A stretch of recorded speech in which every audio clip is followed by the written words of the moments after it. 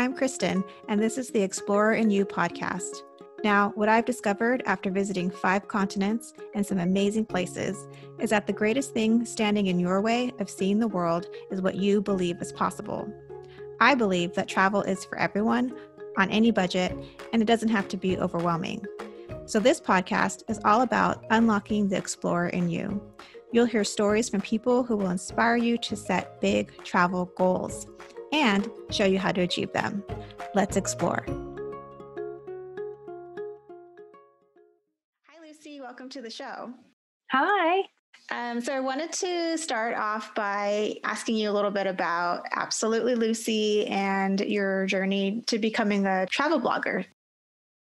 Sure. Well, I started blogging about 6 years ago. I started out as a lifestyle blogger, and then about 6 months after that, I decided I was going to go traveling for the first time. I've been on a lot of holidays before, but never been sort of properly traveling, and I'd never done it by myself before. So I decided quite naturally my blog was going to change over to being a bit more of a travel blog. And yeah, I've basically spent the last 6 years traveling full time or living abroad most of that time. And my blog has very naturally changed into it's now an adventure travel blog and sort of solo female travel blog. And yeah, currently back in the UK because of lockdown, but very much hoping that travel will resume at some point. Yeah, I'm sure it will. I'm hearing good things about vaccines and such for 2021.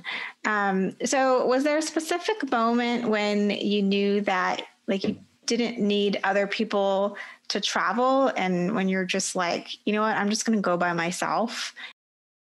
Yeah, I mean, I think the way I'd been kind of raised, my family, we were always quite big travelers anyway.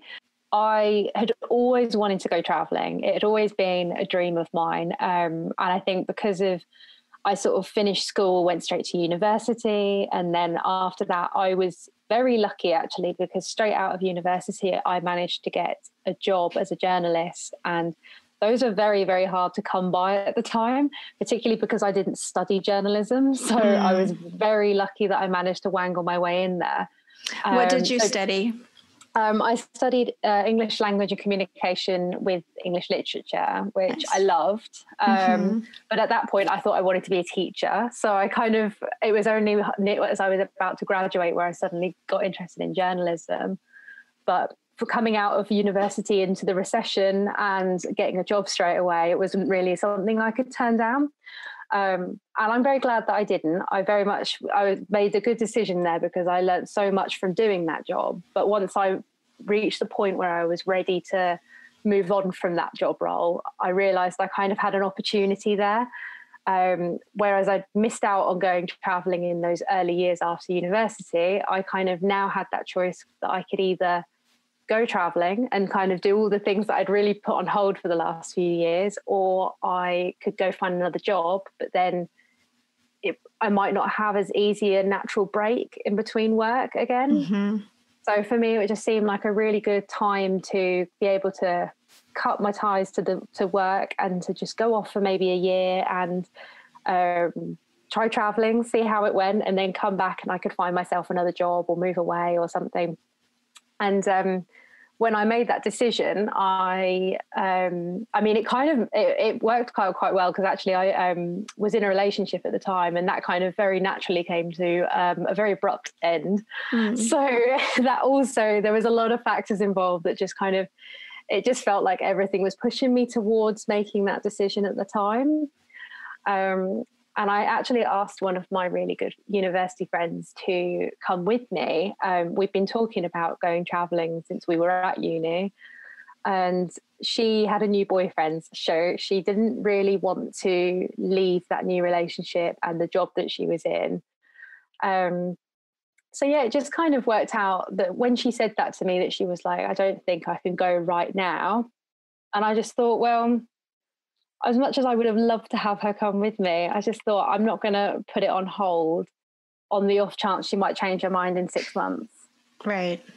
And I'm glad I didn't, because she's actually now marrying the guy. So I might have been waiting a long time. Yeah, he wasn't going anywhere anytime soon. Yeah, he was sticking around. So it was the right decision. Right. But yeah, I just sort of thought, I mean, obviously it was scary as hell, but I think I was just like, I think it scared me more, the thought of missing out on this opportunity, than going there by myself and just doing it anyway. And I think because I was quite an independent person, I wasn't really scared of what could go wrong. I think I was more just scared of, what if I get all that way and I don't like doing it by myself, kind of thing, rather than actually what could go wrong, because I just didn't really want to think about that kind of thing. So yeah, I think it was more just like the fear of the unknown, but I was just like, well, I could be afraid of what could go wrong on this trip, or I could be afraid of never getting the chance to do it. And I think that's a much scarier thought. So yeah, looking back and kind of having that big regret of just not trying. Yeah, absolutely. And I know you really do encourage women to just travel by themselves, and you offer resources. So why should women travel alone? And like, what have you learned from traveling solo? I'm sure you've learned a lot, but if you could just share with us a little bit about that. Yeah. Yeah. I think the easiest way to put it is that I think travel has completely shaped the person I am today. And I think that the lessons and the experiences I've learned from in the last few years, I can't even compare them to what I've learned from my life at home or growing up in the UK, or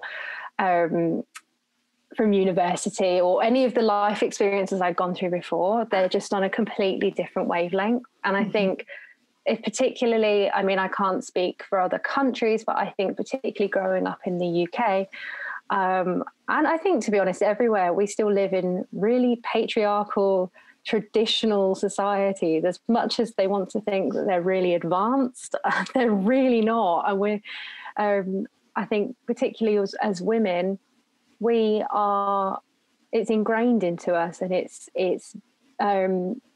completely indoctrinated into us from the moment we're children, that we need to grow up and we need to maybe get married and have a child, and that's our sole sort of purpose in life. And it's in every advertisement, it's in every TV show, it's in everything that we see.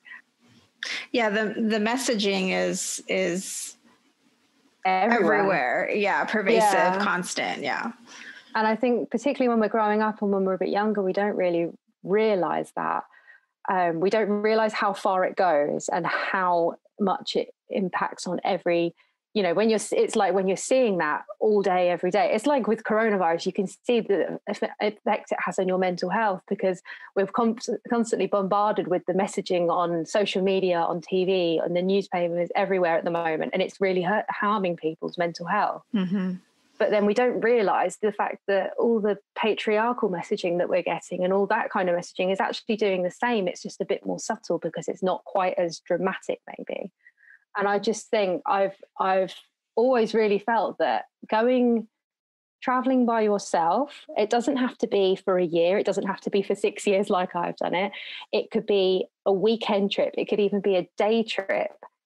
Can be such an enormous confidence boost for you as a woman to do that by yourself, and to realize that not only are you capable of doing that, but that you can do it and enjoy your own company without needing other people there. I think that is one of the greatest lessons you can learn, particularly as a woman, just to have that confidence in your own abilities, that you can do it and you can love yourself enough to actually just enjoy your own company. You don't need somebody there with you. You don't need someone to protect you, that you're actually capable of doing that. And I think that is one of the things that I've learned the most. I was one of those people before I went traveling who was always surrounded by people and was always had friends there, or boyfriend or family. And since going traveling, I love my own company so much. And I think I always did, but I think I never had the chance to really enjoy it the way I did when I traveled solo. So I think that's definitely one of the things that I've learned the most. It's that I will go traveling by myself and be surrounded by people because it's so easy to make new friends, but that so often I will then make that choice to be on my own and to take time for myself because I just enjoy it so much. So yeah, I think that's definitely like, it's such an amazing experience, even if you can't do it for an extended period of time, just to do it for a very short, even a few days, or even just do like short day trips here and there by yourself. It has the same effect, I think. Right. Taking those little baby steps could be a really great way to start. And yeah, it sounds like it is confidence building, gives you that space to connect with yourself. The only time I really traveled by myself for an extended period of time was when I was starting my summer abroad program in college. And I went to Paris 4 days before my program started. And I remember feeling just so liberated. Like the fact that I was accountable to no one. Like no one knew where I was. I was on my own schedule. It just felt like such freedom. And it's not like I came from a very oppressive environment. You know, I just live a normal, life. And I was definitely, there are moments of extreme loneliness. And I was, had those moments of just like, okay, how am I going to handle the situation? But I do remember that feeling of just like pure, I'm just by myself. Like, and that felt really good to me. And I know that maybe that won't feel like that to everyone. But I hear what you're saying. There's such value in learning to enjoy your own company. I feel like at home, it's like being in a bubble, isn't it? And it's just when you step outside that, you're exposed to so many more people and so many more experiences in a shorter space of time. And I mean, don't get me wrong, it doesn't, traveling is not all a bed of roses. There's so many things that go wrong, and you can still end up in bad situations or bad relationships or, all kinds of things just as much as you would at home. But exposing yourself to those, it makes you, I think, so much more resilient as well, because by stepping outside that and exposing yourself to so much, you not only get those bad experiences, but you see the good as well. And for all those people who might be, you might come into your life that aren't so great, you're going to have so many people who come into your life that are incredible. And I think it really just shows you the kind of goodness in the world as well. It makes you much more aware of that side of things, which I think sometimes when we're at home, we can be very... particularly at the moment, we can get very absorbed into the media and into the news and get this kind of sense of fear. And it can be very easy to lose perspective in the world. But I think once you step out and you're outside that bubble, it makes it a lot easier to, I guess, just see kind of both sides of everything. Right. Yeah. And the several people that I've spoken with on this podcast have said the exact same thing, that sort of the messaging that they were getting from, wherever they were in the world from the media was just so different from their actual experience. They were kind of told to be afraid of certain areas. And then once they got there, they were like, wow, this is not anything like it was presented to me or portrayed to me. So it's just really interesting and speaks to like why you should go out there and see for yourself. For those who are thinking about going out and traveling by themselves, what are some ways that women can prepare themselves for traveling solo? And how much do you think mindset plays into this? It's huge. Mindset. I think mindset is genuinely the biggest component. And I think that if you're going to plan to go traveling, whether you're going to do a short trip or you're going to go backpacking, I feel like the mindset aspect is exactly the same no matter what type of trip you're taking. And having a strong and a good mindset is probably the most important thing you can pack. It basically, it's such a game changer in terms of keeping your confidence. I always say to people that I think one of the big things with any kind of confidence is fake it until you make it. And no matter where you are or what you're doing, like when I first started traveling, I didn't have a clue what I was doing. It was the first time I'd been on a plane by myself and I was going to the opposite side of the world. It was like, all the things I was doing. It was the first time I had done sort of public transport in an Asian country. It was the first time I'd done all these different things. I didn't speak the language, you know, it was all these kind of things. And that was just as scary for me, even though obviously now people think of me as being quite an experienced traveler and they think I really know what I'm doing. But that was just as scary for me as it would be for anybody their first time traveling. And I think people have to remember that, is that all I did was fake my way through it until I felt confident enough that I did know what I was doing. Right. So I think that's something to remember, is that nobody really knows what they're doing when they first start out. And it's fine to make mistakes. But I think the biggest thing that you can realize is just try and project a confident image. And that will get you through a lot of things, because if you keep that kind of confidence going, you will eventually start believing it yourself. And if you keep that attitude around you, you're also going to start listening to your body more, because if you're feeling maybe nervous or a little bit anxious, it's really important to actually allow yourself to feel those feelings, because I do think a huge part of safety when you're traveling, and particularly as a woman, is just learning to trust your intuition and just that feeling in your gut. I feel like we are very much trained out of paying attention to those feelings in society when we're growing up and stuff. We're very much taught to just ignore that and just do what we're told and all that kind of thing. But I think genuinely, like, being in tune with your sort of deep feelings and those like nervous kind of reactions and stuff, it can be such a great way to just judge the situations, because when you're out there traveling, it's going to be, everything's new, there's all these new people and there's all these new situations, and things can be intensified and happening quite fast. So you really need to learn to trust your instincts, whether that might be, you know, if you're in a place where you feel a bit uncomfortable, or if you're in a situation where, you know, there's somebody there that you don't quite trust, or you're in a situation that you just don't want to be there anymore, you need to be able to trust your feelings, and to also just have that, to be assertive enough to decide that if something doesn't quite feel right, it probably isn't right, and it's quite okay for you to just leave that situation.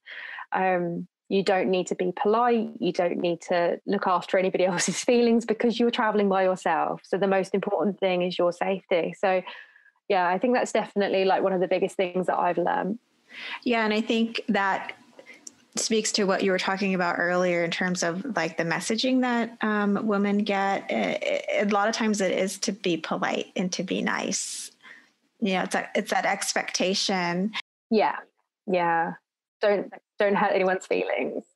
Yeah. And like you're saying, it's so important to be assertive and speak up for yourself. Yeah. I like your fake it till you make it. It reminds me of act the way you want to feel. I think I've heard it put that way too. Just so that you can get yourself going. And then it's kind of like you're building on that momentum of like, okay, I've done it. So, you know, I have a little bit of confidence and I can keep going. Exactly. And I think you can apply that. Like I always kind of have the thing that if something is feeling like a huge, impossible, scary task, it probably is too big and huge and scary. So just break everything down.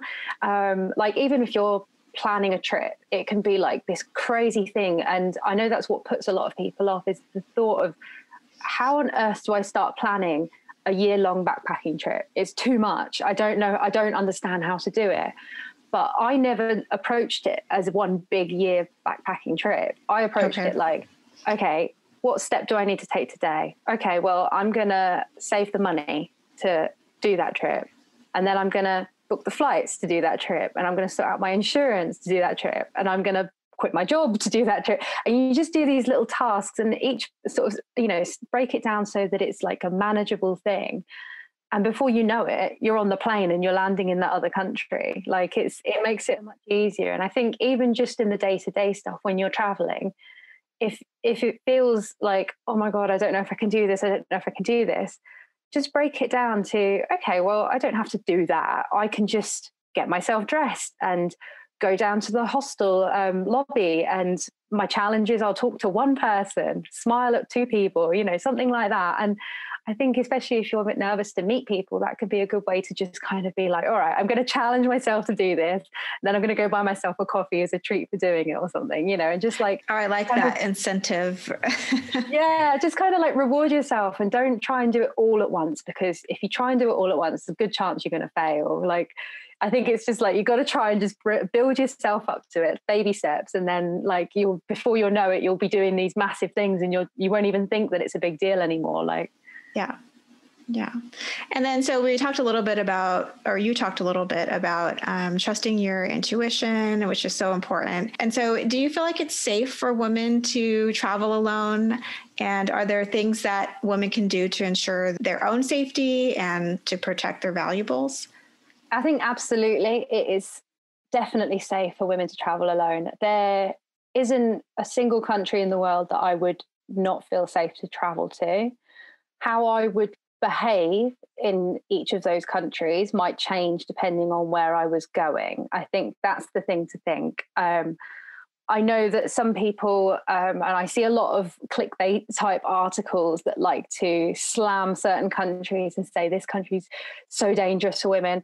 I mean, just before lockdown, I came back and I was traveling around Central and South America by myself, which a lot of people thought was too dangerous for me to do. And I felt safer traveling solo around there than I have in parts of Europe. Even in the UK, I've had more trouble in the UK walking around at night than I have in Central and South America. So is that because it's less populated? People are friendlier? Like, why do you think that is?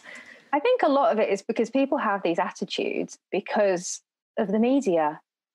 So much it's just because of the media, and they paint countries in a bad light. And I mean, one person, I told them I was going to be going to Mexico, and their reaction was, you're going to get shot. And I was like, yeah. And I was like, are you kidding? I was like, honestly, when I was in Mexico, I was like, the people there were the friendliest. The only time I had an issue with anybody was a French guy who was stalking me down the street. So, and following me to where I was trying to find where I was staying. So I was like, that was the issue I had with somebody from Europe, not somebody from Mexico. And the same thing all the way through. Like, the people over there were so friendly, so warm and welcoming. And I would get guys who would, if I was walking around alone at night, I'd get people who'd stop me and they would say, are you okay? Do you need me to help you find where you're going? Things like that. So, I mean, I'm not going to deny there are bad people everywhere, but that's everywhere, including your home. So I think we need to kind of, everything that we're seeing in the media, we need to really take that with a massive pinch of salt and just go there with an open mind. Don't go there unprepared. I think there's a big difference, going there with an open mind. But I'm always a big believer that you should always do your research before you travel to anywhere, particularly as a woman, and that you should just take your time to actually prepare for where you're going, because it's different everywhere. So how I would travel in Europe is not how I would travel in Asia, and how I would travel in Asia is not how I would travel in South America, because you have to take into account things like their cultures, sort of the way people dress, their traditions. You have to be respectful of these things. There's certain countries, and I mean, I don't like naming certain countries, but I will in this instance. If there's certain countries that do have very different attitudes towards women that are more cultural and maybe religious based. I have personally had quite bad experiences in places like Morocco, where I think it's been a combination of gender and also race issues there that were a problem. So I think, there's certain things you do have to take into account. That's not to say you shouldn't travel there, but you need to be prepared, dress appropriately. Remember that you are a woman, because I hate that I should ever have to tell a woman to modify her behaviour for the benefit of men. But sadly, that is the world that we live in. I do know that sometimes women will do things like they'll wear a fake wedding ring or, that kind of thing, just to stop themselves from getting unwanted attention. That kind of thing is down to personal preference. I've never done that. But then I am also quite a strong character. So if somebody is getting in my face, I'm more than happy to tell them to piss off. But that depends on people's character. I'm definitely not shy about that. But I know it depends on people's character. If somebody is a bit more timid, then they might feel more comfortable just to have something on their hand that maybe will distract from some attention. But yeah, I think one of the key things, if you are concerned about safety, is to always talk to people. Make yourself a personality that is remembered. Make yourself somebody that people are aware of, because I really think that the more that you do that, the less of a target you become. Whereas if you're somebody who is quiet and meek, you're more of a target, because I don't know, if somebody was going to try and mug somebody, or if somebody was going to try and, I don't know, grab somebody or assault somebody or something like that, I think they're much more likely to target someone who looks weaker and quieter.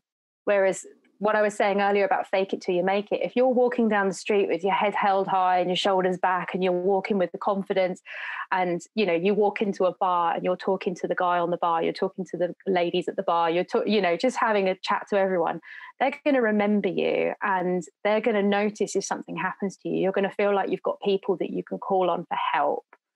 So I think that's a really good way to just build those kind of relationships with people. And I do find as a woman traveling solo, it's even easier to build those kind of relationships with people, because people do watch out for you. And that's something that I think I definitely want to promote, because I do want you to people to realize that when you are traveling by yourself, I think people make a concerted effort to make sure that you're okay. They go out of their way to ask you if they can help you and things like that. So I don't think anyone should feel like they're going to go away and it's just going to be them on their own, and there's going to be threats at every corner, because it's not like that at all. As long as you listen to your gut, and as long as you're being smart and careful, don't leave your bags unattended anywhere ever, is my general rule. Don't even leave them if you need to go to the toilet. Don't, if you meet other travelers, maybe work out a buddy system for toilet visits. That's definitely one of the most annoying things about traveling solo. Is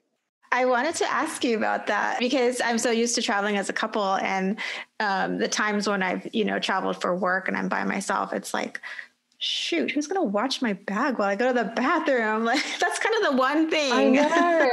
It's actually really annoying. Like, that is one of the things that probably annoys me the most about traveling solo is, but I think most of the time, to be honest, it's very rare that I have that situation, but when I do, it really annoys me. But most of the time it's pretty easy to meet people, and most of the times I do find, if because I tend to travel a lot, like I'll be on public transport, like the buses and things like that, and there's normally always travelers around, and I do find that travelers tend to bundle together. So even if we're all from different places, everyone will kind of stick together, because once we're on a bus together, we're usually going to the same destination. So normally there'll always be somebody who's willing to look after your bags for you and stuff, or you watch theirs and then they'll watch yours and that kind of thing. So right. I think it's just the thing is, honestly, the more people you talk to, the better. The more people you smile at, the better. The more people you make the effort with, the better, because they will, as much as you help others, they're willing to help you back. I have to say too that, when I was traveling from France to Italy before my program, I have never met so many female travelers. It was just so easy. And I think because when you're with someone else, you are in your little bubble, right? Yeah. But being on your own, and I'm more of an introvert, I would be more inclined to, kind of stick to my own thing than, talk to strangers. But it forced me to, because I didn't have anyone else to talk to, it forced me out of that bubble. And I met so many great women traveling by themselves. I mean, this one woman from Sweden, she just became my tour guide because we hit it off. And, then I met someone else on a train, and then I met someone else. It was like, I couldn't stop meeting people. Yeah.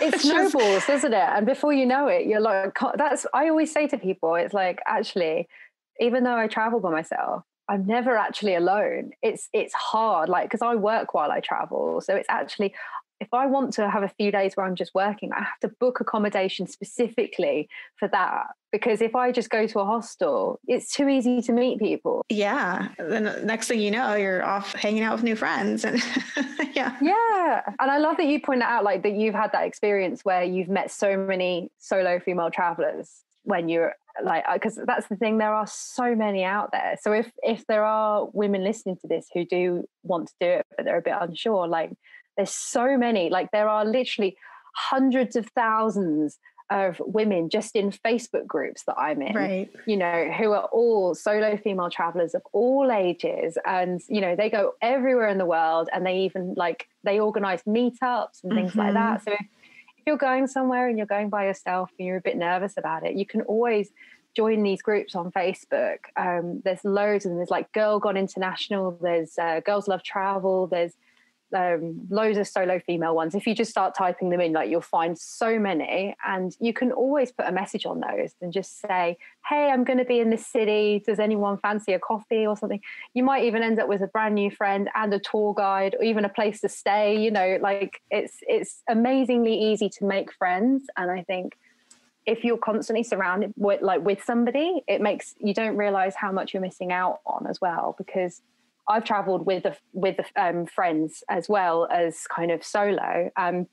When I travel with somebody, I feel like we still meet people, but like it's just not the same as when you're traveling by yourself. It really isn't. Yeah, it really does force you out just a little bit more, you know, into engaging with others. And you're right, there is a huge community out there of solo female travelers, and it's great because it's just so much more empowering knowing that, you know, there's so many other people out there just like you that, you know, want to go and are doing it, and, you know, having that support. So I wanted to ask you, maybe what's a challenge that you faced while traveling alone? And I'd love to hear how you overcame that, how you coped with whatever that challenge was. I mean, obviously, I think because I've been traveling for such a long time, I have kind of grown up doing this. So it's kind of like I've gone through, I mean, I'd say honestly, like the last couple of years have probably been the most challenging of my life. And that's for many different reasons. I mean, I've had sort of car accidents while traveling. I've had a relationship that turned quite abusive thanks to the gentleman. I use that term very loosely. Thanks to the person that I was with at the time. And I have been through lots of different situations. I was with a friend when she was raped while I was traveling. She was actually, just to point out, she was actually in her home country at the time. Okay. So that wasn't even like she was traveling and it happened because of that or anything. But yeah, so I think there's been a lot of instances throughout the last 2 years. And I think the one thing I think has really pulled me through all of that, because it's been really hard. I think I don't think I could even explain how hard some of those things have been, to go through things like that when you're so far from home, and also when you're traveling by yourself. I think more so because you don't have somebody to talk about things with. I think that's always the thing, is that it's quite difficult when you go through those things, but there's not someone there who's been with you when you went through them. So you can try and explain to people back at home, but they never quite understand in the same way as if they had been there. But I think, again, it just goes back to what I was saying before about just developing that resilience. And I really feel like all the kind of little things, all the little struggles and things that went slightly wrong earlier on, ever since the beginning of traveling, I think I just kind of built that up layer by layer by layer by layer. And that combines with, I've always been a really positive person. And I think I'm also just very, very focused on my personal development as well. That's always been something that's really important to me. So I think when things have gone wrong, obviously I've been, devastated and upset and angry at the time. But once that's kind of subsided, I've kind of looked at it and been like, right, as much as I'm going through shit right now, this will not last, because I've been through things before and I always find my way out. And the bit afterwards is always the kind of, I guess, glow up almost, it's kind of like, I feel like I'm a big believer that kind of everything we go through just makes us so much stronger and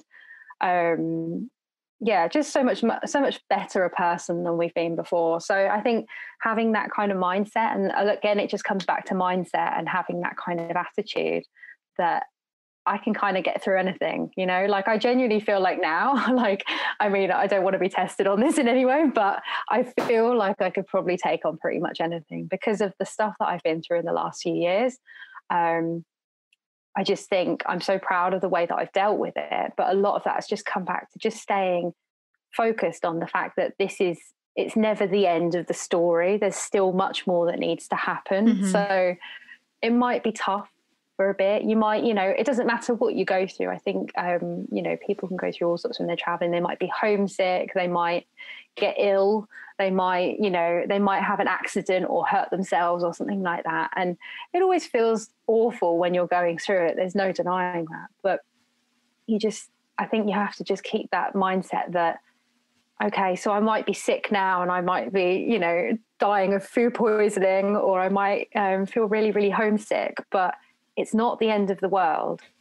And it's temporary. Yeah, exactly. And if anything, it's going to benefit you more in the long term because you're going to come out of this better and stronger. I always remember when I was, I think this was when I was in my first or second year of traveling, and I was staying in a hostel in Australia, and there was a girl who moved into my dorm, and all the rest of us in our dorm were kind of like, we'd been there for a few days or a week or so. So we were all kind of good mates, and we were like going out and hanging out and stuff. And we kept inviting her to come out and do stuff with us. She'd just flown into Australia, and understandably, she was a bit, oh my God, this is really new and scary. And she was homesick. And instead of taking us up on all these invitations to go out and see the city, or to go and do a fun trip, or to go out for a night out, she turned us down for everything. And she stayed in her bed crying all day long. And then she'd be, because the time zones were flipped, she'd then get up in the evening and she'd be on the phone all night to her mum, crying about how much she missed her and all that kind of thing. And then she'd be so exhausted the next day, she'd spend the whole next day in bed. And wow. This is how she spent about a week. And then her family flew her home. And I just thought it was just so sad. It was just such a waste. I understand if you're struggling, but I think you need to be, if you're traveling by yourself, you need to very much be, you need to be your own best friend, I always think. And you need to be, if your best friend was acting that way, you'd say, come on, get out of bed, get some clothes on, put some lippy on. We're going to go out and go dancing. So I think you kind of need to be able to be that person to yourself and just say, okay, I feel sad. I'm going to call my mum. I'm going to have a cry for 20 minutes. And then I'm going to go get some lippy on, get my high heels on, and we're going to go out and have a fun night, and I'll meet some new people. But, I think it's just such a shame her sort of travel experience was kind of wasted in that way. She never gave it a try, at least. So yeah, I just think it all comes down to just mindset and just being your own best friend. If you can do that, you can do anything, you can travel anywhere. Yeah. And it sounds like that was sort of the tips of what not to do when you go traveling alone. And, if you're trying to overcome loneliness, it sounds like you really just need to push through it and, try and get on the schedule, the new time zone, and just jump into the place that you went to visit and start, doing that. I had my share of homesick calls to home crying. Yeah. For sure. Well, it must have been because it's such a long way for you, isn't it, from home as well, Yeah, being in Europe. So it was long, and it was going to be, months, of not seeing home. And, I'm pretty close to my family. And I was actually, I married young, so I was married too. And so it was challenging. And I definitely had those moments of like this, I am so, I am homesick, but I never wanted to go home. I never felt like, oh, I'm just going to ditch it and go home. I just felt like, okay, you just got to push through and persevere. And how did you cope? What were your ways, sort of what helped you kind of pull yourself out of it?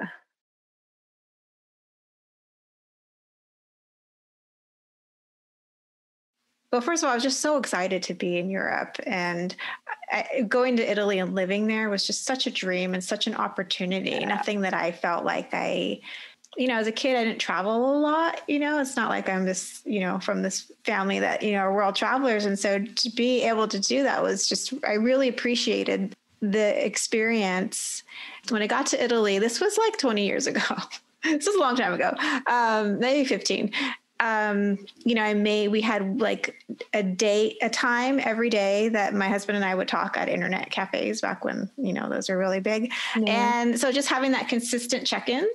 And then I was in a program, which was really great. So I had school, I had my flatmates. So I was forced into a life, right? And I kept busy. I think keeping busy is super key because you can just sit there and think about everything that, is not to your liking or that it's different. And then your feelings can, overwhelm you of sadness or loneliness, and they're real feelings. So I think keeping busy, having those set scheduled appointments of checking in with home was a great combination to just kind of ease okay, this is my new life and I'm doing these things, but this keeps me tethered to what I know. So that's just kind of how I handled it as a 20-something-year-old, being away from home for the first time. Oh, it sounds like a good way to do it though. I think that's true. It's routine definitely helps. And I think just allowing yourself to have people around you. They might not be the people from home, but it doesn't mean that they can't be really important and really great too.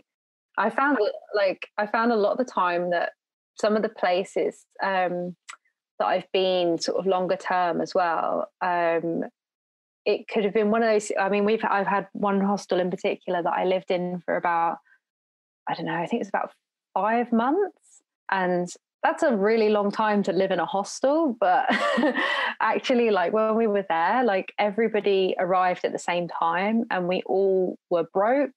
We all arrived there to work, and everybody who was there at the time was going through a lot of very dramatic stuff in their own personal life as well. We had one guy who was fighting a custody battle for his child. We had another person who was doing something else. We had, lots of different situations, really, really vastly different. And those are some of the deepest friendships I've ever made, because we were all there and we were going through tough times together. And because we allowed each other, we kind of became the family that we didn't have with us at that point. And I think that was honestly particularly one guy in particular, me and him became instant best friends. And he's actually from the US and I'm from the UK. And we have now met up on, I think, what are we on now? 5 continents. And we have, traveled all over the world together, even though we're from different sides of the world. And I just think, it's really important to also highlight that, fair enough, you might be missing everyone back at home, but look what you could be missing out on if you don't give yourself a chance to just throw yourself in. Because that's the friendships that I made over there during that time. I still speak to those people on an almost daily basis, right. And they are a huge part of my life. We might not see each other physically all the time, but they are also the people that I could say, okay, I'm going to be here. And they would be like, right, I'm going to drop everything and book a flight to come and see you, So it's a different kind of friendship, but they're still, hugely important. Yeah. And that experience, those experiences can really bond you just, and it sounds like for life, obviously. I mean, you've been friends with this person and, managed to meet them up in different places. So yeah, that's such a great point. It's like, what are you missing out on by not focusing on where you literally are? It's kind of keeping yourself back home or focusing on that. So for people who feel self-conscious, maybe eating alone or, introducing themselves to strangers, you sound like you're really comfortable doing this. So I'd love to know if you have any tips about, how to kind of just put yourself out there a little bit. This is actually one of my favorite topics because I've written so much about this because I think because I've always been quite a confident person. So for me, I've always quite enjoyed doing that sort of thing anyway. But particularly because I think what a lot of people don't realize is that everybody who is out there traveling by themselves is a little bit terrified. I mean, at the end of the day, we're all like social beings. We all just want to be part of the fun gang. Right. And, it's like, we just want to have friends to hang out with. So putting yourself out there is scary. But I think you also have to think about it from the other angle, that everyone out there is just as scared as you are. So I think just remembering that, and like I've always because I've always been quite a confident and outgoing person, I've always been like, well, okay, if everyone else is a little bit scared, then I'm just going to be that person who risks making a fool of themselves because I don't really care. I was like, I'm just going to be like, I'll always be that person who, if I see someone who's just arrived and maybe they're a bit younger and they're a little bit nervous. I think especially because when I first started traveling, I was like 25 and I was meeting a lot of people who were maybe a bit younger. Some of them were only like 18 and it was the first time away from home and they were really like, but I think just being that person who's actually like, hi, how are you? How's your day? Just smile at them, be a friendly face, ask them how they're doing, say, oh, I'm going to do a walking tour. Do you want to come and hang? Or like, do you want to, get a drink later? Things like that can go a really, really long way. And I think if you start thinking of it from the angle that everyone out there just wants to make a friend, then, I can't even think of times when I've been turned down, because it's very rare that people will even turn you down unless they've got something booked, basically, right. Because everyone is hanging around in a hostel lobby or something and they're just looking for someone to hang out with, or they don't know what to do next, or they, so it's like, even if you just have a chat with them, that can also be a really great way to get travel recommendations, I find. And I actually plan a lot of my trips on the road like that, just on the recommendations I get from people who may have just come in the opposite direction to where I'm going. It could also be sort of like an act of kindness too, because like you're saying, everyone kind of wants someone to hang out with. It doesn't want to really be like rejected. So if you're the person who extends the invitation, most people are going to be happy that they didn't have to do it, and two, someone wants to do something with them. So yeah, exactly. And like, I think you just have to throw away those senses of embarrassment and those kind of feelings of being a bit awkward, because I think honestly that's the sort of stuff that only exists at home. When you're out and you're traveling, people don't care about stuff like that. People don't care about that awkward kind of, people just jump in. And, if you're living in hostels particularly, I mean, it's different depending on what standard of accommodation you're in. But when you're in hostels, you're literally sharing a bedroom with like 10 people, right. And you're sharing bathrooms with them, and you're kind of experiencing every part of your life with them.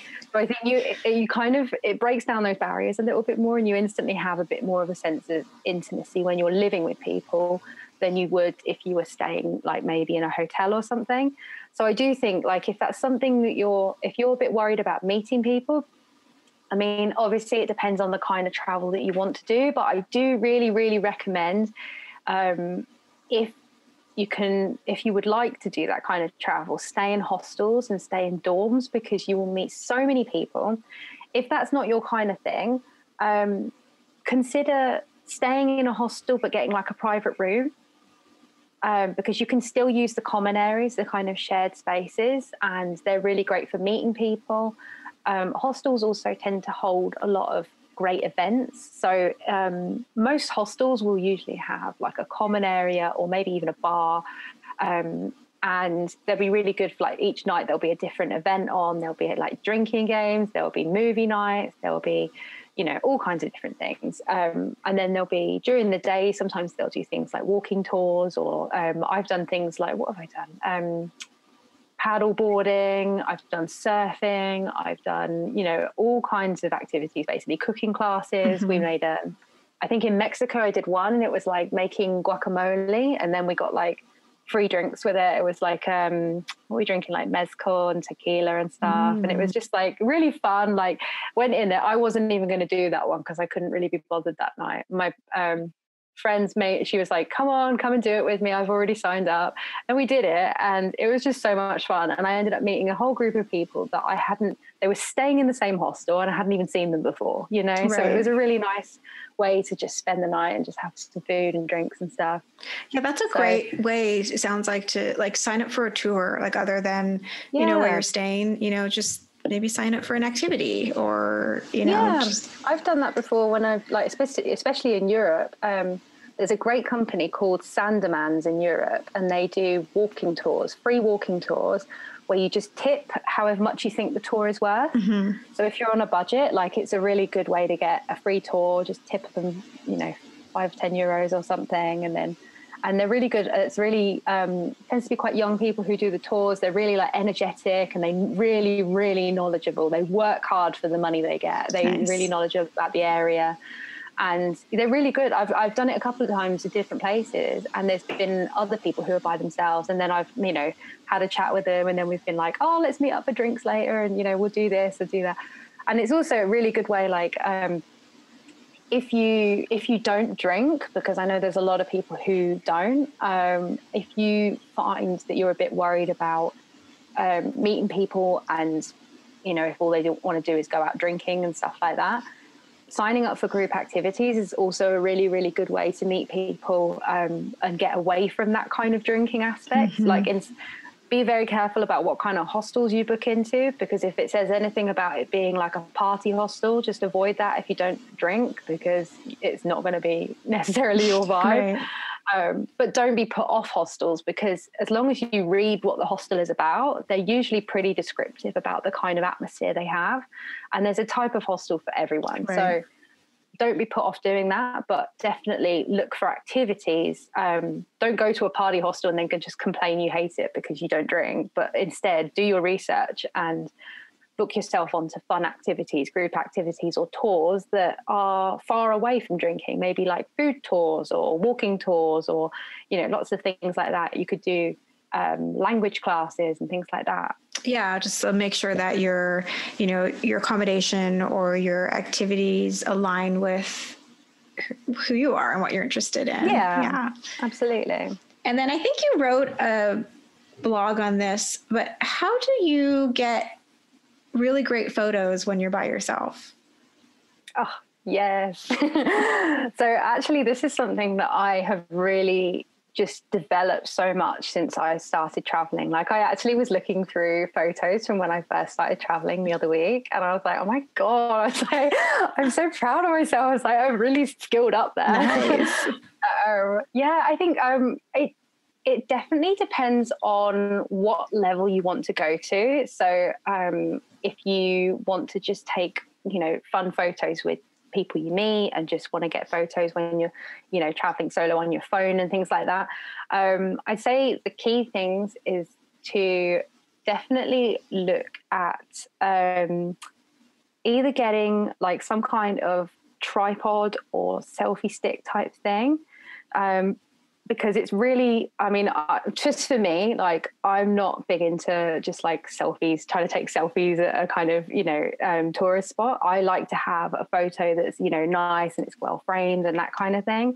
So for me, I travel with a tripod, which is not very expensive and one of the best investments I've made. But I do that because I blog and because of my kind of business side of things. But if you're looking for something that's a bit more low maintenance than that and you're still traveling, I mean, you can get lots of really great little tripods that are just kind of like small ones. They fold up really tiny, fit into your bag. And then if you're, you know, somewhere where there's nobody around and you want to take an epic photo, it's easy for you to just pop that up and you can set yourself timer and just jump in the photo, take a cool one. So yeah, I do recommend that. Some people like their selfie sticks and things like that. That could be great if you want to just get the camera a bit further away, get more of a view in. Right. But also I think just asking people to take photos. I know some people are really, really against that. But I do find that actually people are really good these days at taking photos. Like back when I first started traveling, I genuinely had to like give them full art direction on exactly the photo I wanted, because I'm very like particular about my photos. But I am too. I hear you. I'm like, okay. Yeah. It's not coming out right. You're good. You've got an Insta husband right there for you. But yeah, no, I was very particular, and some people back in the day, nobody knew how to take a photo. But like these days, honestly, the few times when I do actually ask someone to take my photo, people are literally like getting on the floor these days and getting all the angles. They're like, wait, pop down there. And they're like, quick, jump up there. Everyone's aware of the gram and what that should look like. People know what they're doing a bit more. Yeah. So yeah, I definitely think like that's don't rule that out completely. And if you are looking to, like, if you want to get like really nice photos and stuff, another good way to do it is if you meet someone at your hostel, maybe you make a new girlfriend, or, you know, meet a guy there who's quite cool. You could say to them, look, do you want to come out and just mooch around the city? Would you mind taking some photos for me? I'll take some really nice ones for you too, you know. And it's kind of an exchange then, isn't it, as well? Because some people have the same issue, you know, and they just want to get cool photos. But obviously, if you're traveling alone, it can be a little bit tricky sometimes. So, yeah, I think that's a good way to do it. I know people. I mean, I lived in Germany for a while, and I met a girl there who we just met through a Facebook group, and she loved like my blog and stuff, and she was like, oh, let's meet up and we can do some photos together. So she was helping me out with photos for my website, and I was just helping her out with some photos that she wanted as well. So nice.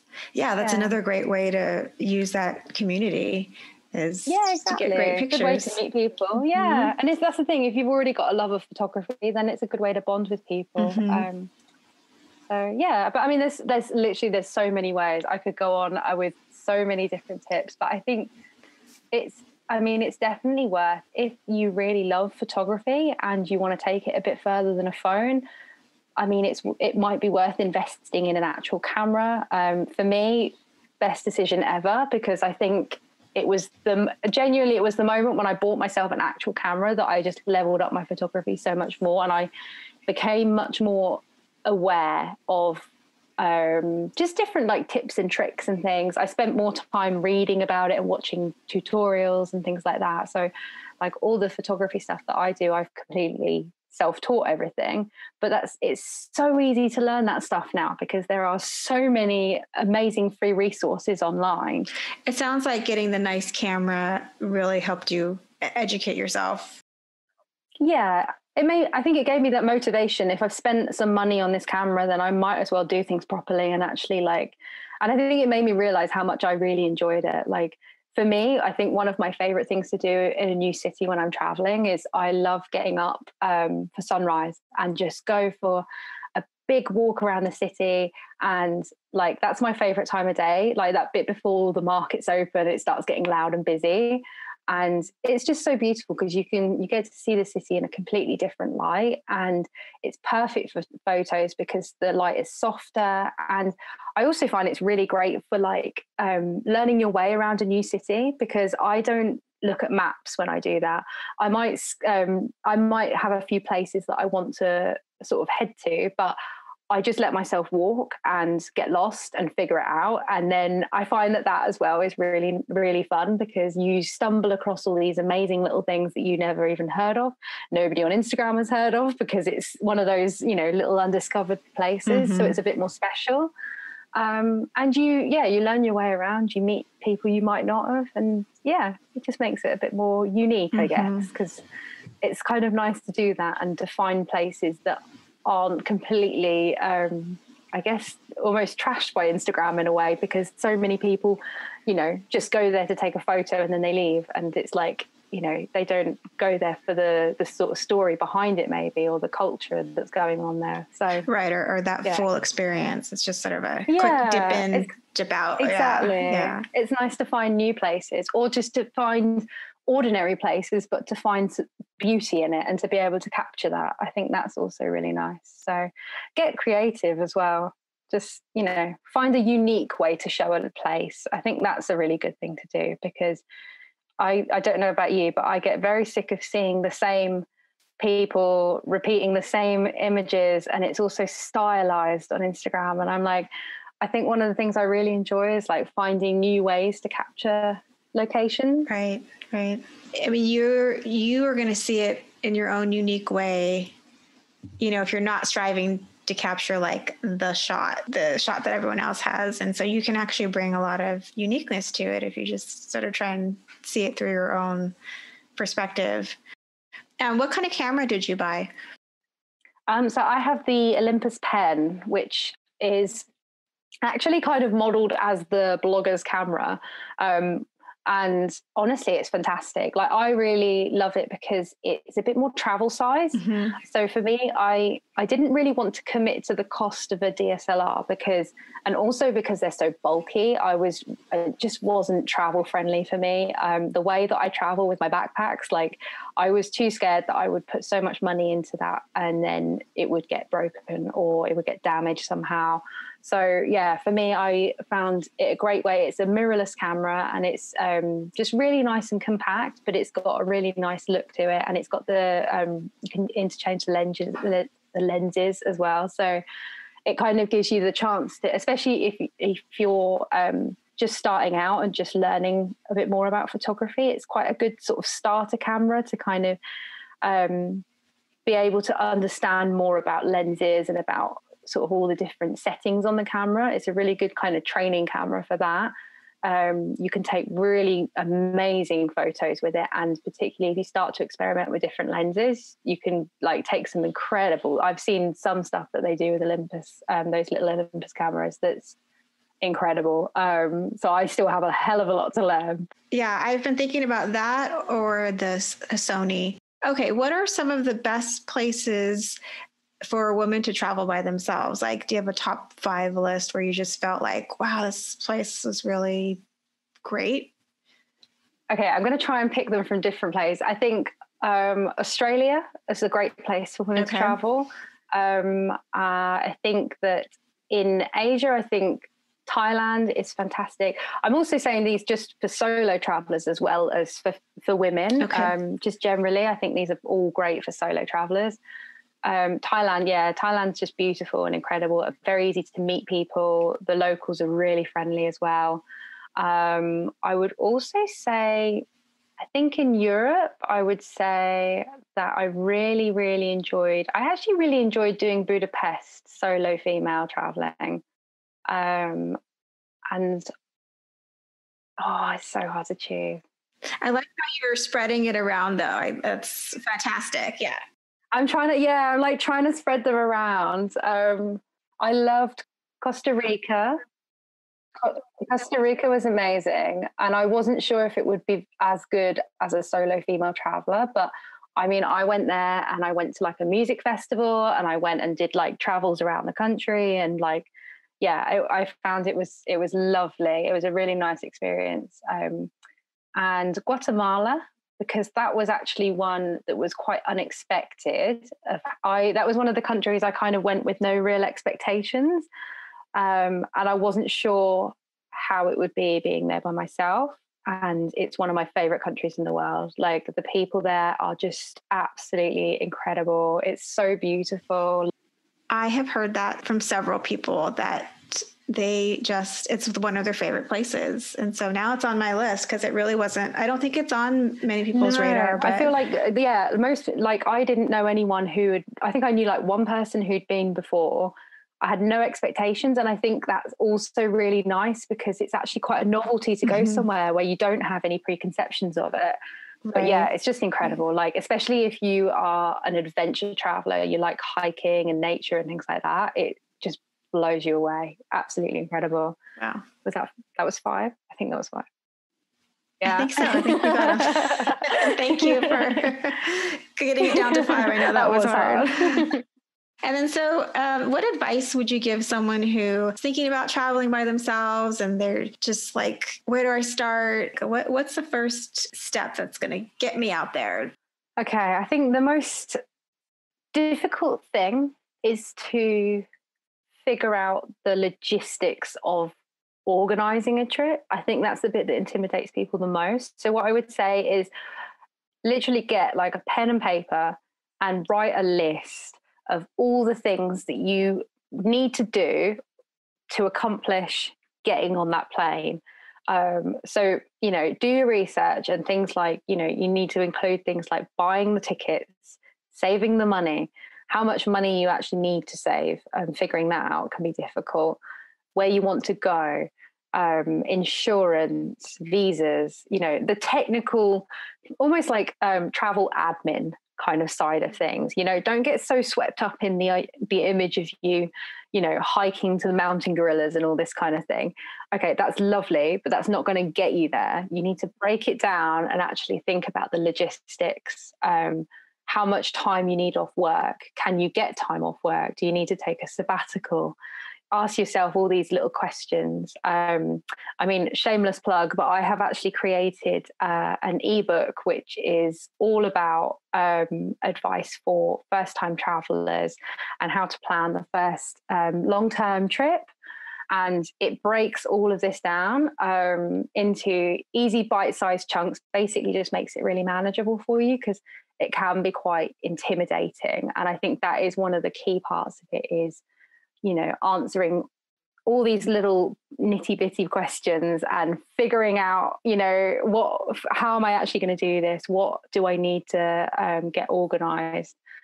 And as soon as you start doing that and you start putting one step forward bit by bit, as we said earlier, like it falls into place much quicker than you'd think, and it feels much more achievable. So yeah, it's kind of like bringing that dream into reality and getting really practical about it. Like, okay, what actually needs to happen? What do I need to do and cross off my list? I love that. And we will definitely link to your ebook, because I think that will be a really helpful tool for people to get them started. Yeah. I actually have another book. So I've actually it's just been a little lockdown project. So I have the one that's all about first time travel, but I have another one that would probably be quite relevant to your listeners as well, which is all about solo female travel and everything you need to know, basically. It's kind of like the best friend's guide to solo female travel. So that is another one that's really, really helpful. And basically, if there's a woman out there who's not sure if she wants to travel by herself, or she's not sure how to go about it, then that will basically be the best friend that she really needs to get her on her way. Awesome. I love that. Yes, that's going to be really valuable to listeners. Tell me about a travel experience that brought you joy. Oh, that's another really hard one, because there's so many.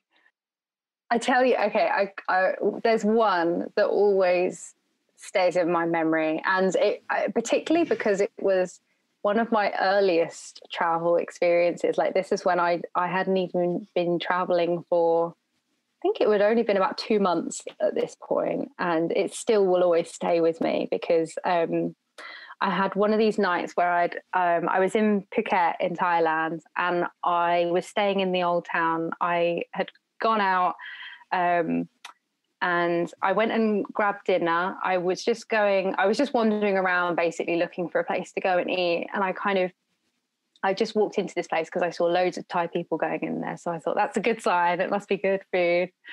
I walked in there, but I was the only woman in there for a beginning, other than the ones who were serving the food. So there's all these really old men in there. And then there was me. Oh, gosh. But yeah, I was like, hi. I sort of sat down anyway. And it was really funny, because they were all like giggling at me, and kind of like, they were obviously talking about me, but not like in a mean way, just like they were like just bemused, I think, that I was in there. So yeah, then the woman brought over my food, and then the guys basically on the table next to me, they were asking me to join them. They didn't speak any English, or barely any, and I didn't speak any Thai, other than a few tiny, very useless phrases. So yeah, I went and sat with them, and I was like eating with them, and then we ended up having a chili off. And they were challenging me to eat really spicy chilies, and then they would try and eat them too. And I was holding my own. I was quite proud because I do love spicy food, but so I was kept going with it, and I was doing all right. And then it was just like they were giggling away, and then they gave me one, and it was just so hot. I thought my head was going to blow off. They were all just laughing. It was just one of those really funny nights where it was like we didn't even need language to actually understand each other, and it was just so funny. So then I left the restaurant once I was done, and I was just walking back to where I was staying, and I happened to walk past. There was a guy standing outside like an art gallery.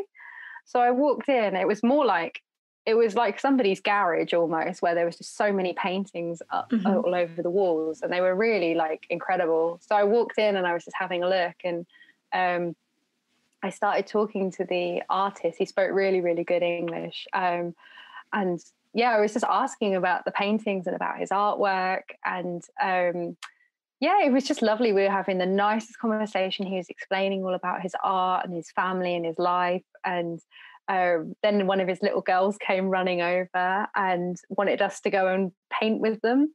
So we walked through to the back, and there was just, it was just sort of the back of the gallery bit. And there was these the two most beautiful little girls I've ever seen in my life were sitting on the floor, and they were like finger painting and like colouring in and stuff.